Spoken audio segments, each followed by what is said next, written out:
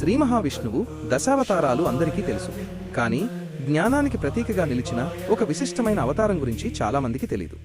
అదే హయగ్రీవ అవతారం. పూర్వం మధు, కైటభ అనే ఇద్దరు రాక్షసులు బ్రహ్మదేవుని నుండి వేదాలను దొంగిలించి సముద్ర గర్భంలో దాచేశారు. వేదాలు లేకపోతే లోకంలో ధర్మం, సృష్టి కార్యమే ఆగిపోయే ప్రమాదం ఏర్పడింది. అప్పుడు శ్రీ మహావిష్ణువు స్వచ్ఛమైన స్ఫటిక వర్ణంతో, గుర్రపు ముఖంతో ఒక అద్భుతమైన రూపం ధరించాడు. సముద్రంలోకి వెళ్లి ఆ రాక్షసులను సంహరించి వేదాలను తిరిగి బ్రహ్మకు అందించాడు. అజ్ఞానాన్ని తొలగించి జ్ఞానాన్ని ప్రసాదించే ఆ దైవమే మన హయగ్రీవ స్వామి.